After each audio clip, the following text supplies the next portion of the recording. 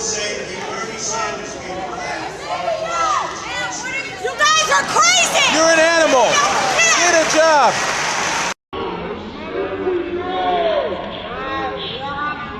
To say something like that to myself and all of my colleagues is way out of line. It's way out of line. It's way out of line. Regular order, Mr. Way out of line. Regular order. That's okay, but it's okay, right? That is not how it It's goes. okay, right? You hold yourself accountable before you talk about Hold Washington, myself D.C. accountable. Mr. Tlaib. Hold your own self accountable. How about that?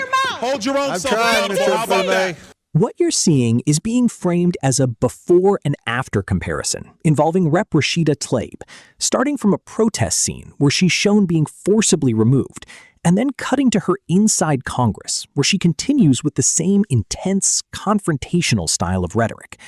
The argument being made is that nothing really changes except the setting.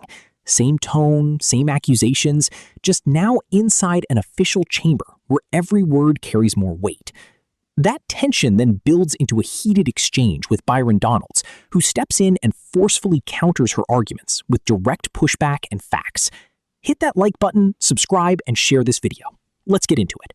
You know, I think it's also really important to understand, like, the incredible kind of slanderous, like, defamation. I don't know what to call it. They're just burying Washington, D.C. You just heard them speak about our nation's capital in that way, in a way that I feel very much like that's not what I see. I see people walking around with their families, people enjoying time to see these beautiful, incredible, beautiful monuments and everything. And there's a pride here too. And so I just want to bring the DC residents into this committee because I feel like they are being made invisible. And this really ugly picture that is not reflective. And I'm from Detroit. I've seen it happen to my city, and it's despicable in a way that I feel like really goes up against our values. You know, one of the things that I know in every abuse of power that we let President Trump and the administration get away with in D.C., it will be replicated. It will be expanded across the country, and it is going to tear apart our communities. You know, Mr. Jackson, I talked to you about a little bit about this, but I think it's important to understand that we do have a mental health crisis, that we have a housing crisis, affordability crisis. Can you police any of those away? No. You can't police away homelessness. And the way they talk about our homeless neighbors is no wonder there's violence increasing towards homeless neighbors. I see it already, the brutality of it. When we see housing costs go up, when we see, again, the lack or dismissiveness of the mental health crisis that we continue to grow. And it's not just this administration, and the previous administrations as well. No one has moved with the urgency that is needed. Just last week, the committee approved over a dozen bills regarding Washington, D.C. And, I'm just curious. Criminalize children. My colleague from Boston talked about this. It basically interfered with legislation already passed by the local government. Was anyone on this panel consulted? Any of you? Raise your hand if you were consulted on any of these bills. Yeah. We were not. One of the things that, AG, I've been listening to you. One of the bills actually eliminates your position completely. What effect would that have? Completely eliminating your position in regards to be able to do the job that you do to protecting all the families in Washington, D.C. We'll start with the fact that more than 70% of the residents of the District of Columbia overwhelmingly voted for having an independent elected Attorney General. That's right. And that's a recognition of the fact that when an Attorney General is directly accountable to the people, directly responsive to the people, we are much better at doing our job in terms of addressing housing affordability and conditions in slumlords, seniors and consumers who are being scammed, addressing the issues that are most important to D.C. residents, because I am accountable to them. I read wage theft is an issue, workplace discrimination. There's a number of issues that need to be addressed, and they're not going to address that. They want to paint you all as this ugly, dark, all just out in the street. The way it's just unbelievable because they all live here. I don't see it. I don't see what they see. I don't understand why we're allowing that to happen, because I actually think it's going to hurt our communities. People are going to look at Washington, D.C. folks in a way that I think is going to be very painful, but also, I don't know, Mr. Jackson, I heard the stories. People didn't leave their homes. They weren't leaving their homes. Businesses didn't see people coming into. I mean, that's what we want in our nation's capital. Stay in your house. Don't move. Don't go anywhere. Stay fearful. It's unbelievable that my colleagues continue again to eject this narrative and this rhetoric in regards to it. But I think it's important, Mr. Chair, just like in DC, home rule was won out of Black freedom struggle in the fight for civil rights. We can't be passive right now. So nobody over there should take anything we say like so personally as if we're attacking them. No, we're attacking a process. We're not attacking people here. And I think it's really important. We need to stand up against this fascist takeover. That's not a bad word. It's a fact. And here in DC and across the country, it is so incredibly important, Mr. Chair, that this committee does not allow rhetoric that defames or paints Washington, D.C. in a way that you all haven't really truly seen. You're just reading it. No, you're just reading it or something off of some. Will the gentlelady yield to a question? Yeah, I think it's really important. Will the gentlelady yield? No, I don't yield. I don't even have time. I can tell you. Your time's expired. It is expired, but Tlaib, Mr. Chair, but you all live here, and you're not telling people the beautiful parts that you do see in our nation's capital. And no, it's just wrong how we're doing it. Chairman, I think it's insane that the gentlelady doesn't have an argument, but she's going to refer to me and some of my colleagues. Mr. Donalds. We were from the Third Reich. This is insane. You're going to look at 14, 15-year-olds as a bunch of criminals? It's insane. Do I look like a member of the Third Reich to you, Ms. Tlaib? Please. Is that what I look like to you? You're the one taking your voting card. Is that what you think? Is that what you think? Is that what you think? No, that's unethical. I think it's radical and I think it's insane. And I'll respect everything that you say. But to say something like that to myself and a lot of my colleagues is way out of line. It's way out of line. It's way out of line. Regular order, Mr. Way out of line. Regular order. That's okay. But it's okay, right? That is not how it goes. It's okay, right? You hold yourself accountable before you talk about Hold Washington, myself D.C. accountable. Hold your own self accountable. How about that? Hold your own self accountable. How about that? Thank you, Chairman. This is my third term on the Oversight Committee. We've been talking about illegal immigration and oversight the entire time. I remember we had a group of this committee that went down to the El Paso section of the border.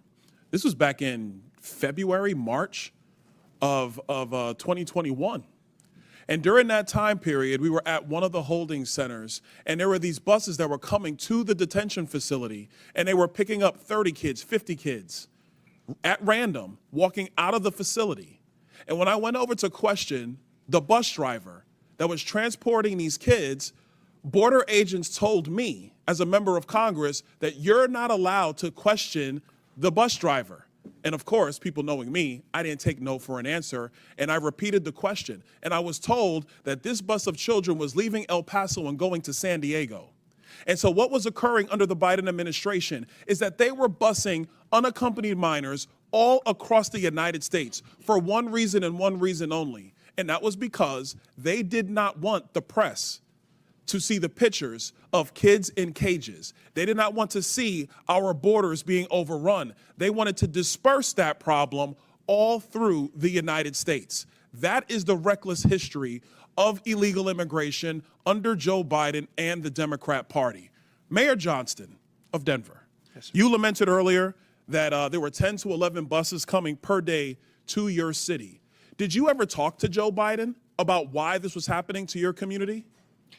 Thank you, Congressman. I both reached out to Governor Abbott from Texas. He didn't respond, and I did. Why would you reach out to Governor Abbott of Texas when it is Joe Biden, the former commander-in-chief, that opened up our borders? Why didn't you talk to him? Well, our buses directly were being sent from Governor Abbott in Texas, so that was why we reached out to say we're happy to collaborate on a coordinated entry system. We understand no one state or no one city should bear the entire brunt of this, but let's collaborate. But I did. So I'm glad you said that, because that brings me to my next point.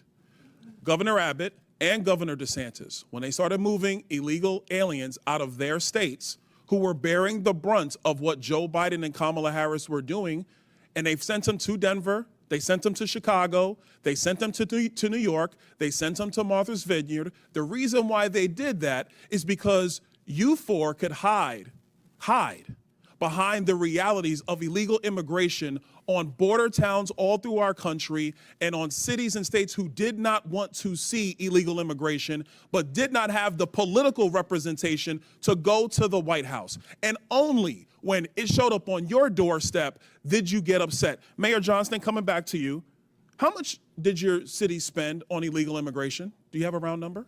Over the last couple of years on all newcomers, whatever their status was, it's around $79 million since 2022. $79 million. Mayor Johnson, Chicago. How much has the city of Chicago spent on illegal immigration? If you're referring to the 2022 up to 2024 of the buses coming from Texas, roughly the same percentage of the state of Texas, about 1% of our overall budget. What is that? Because we don't have the city's budget in front of me. Numbers. It's 1%, and if you want the actual calculation, we can make sure someone... You're the mayor. You don't have the math in front of you. It's 1% of the overall budget over the last 4 years. That's why you're a failing which mayor. is Mayor the same Adams, number that how was much did sent the city from us of New York from the actually state spend of on Texas. illegal immigration? Mayor Johnson, I already asked you. You don't have a hard number. And if you don't have a hard number, you're not running your city well. Mayor Adams, how much did the city of New York actually spend on illegal immigration? $6.9 billion of taxpayers' dollars. $6.9 billion of taxpayer money on a problem that was fostered on the American people. Mayor Wu, in the city of Boston, how much did you spend?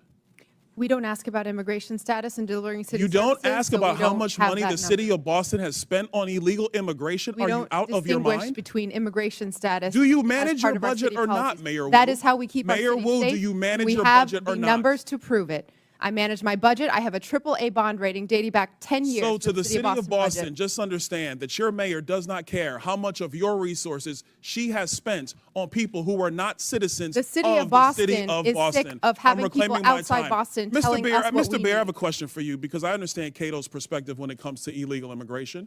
I understand that the Cato Institute for a long time has had a standard of actually having open immigration into the United States. Generally speaking, I don't want to get into specifics. We support legal immigration. We want immigration to be legal. So let me ask you this question, because one of the great libertarians of the modern era, Milton Friedman, famously said, you can either have open borders or a welfare state, but you have to choose. Mr. Beer, what do you choose?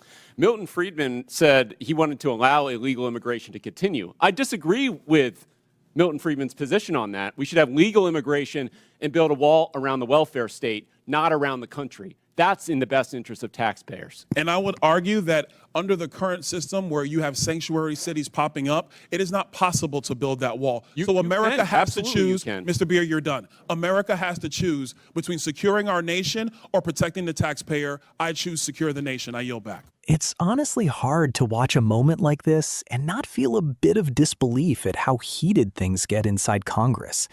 Rashida Tlaib comes in with a very forceful, emotionally charged delivery, strong accusations, sharp language, and a tone that immediately escalates the room instead of de-escalating it. Whatever side you take, that kind of intensity in a formal setting is always going to spark reactions. Then Byron Donalds responds, and the energy shifts completely. He doesn't try to match the emotion. He pushes back with structure, calmness, and pointed rebuttals, challenging the framing line by line. And that contrast is really what defines the moment. As one commentator once put it, when emotion takes over the argument, facts either get ignored or they become the only thing that can cut through the noise. That's what makes this exchange so widely talked about. Not just what was said, but how sharply two completely different styles collided in real time.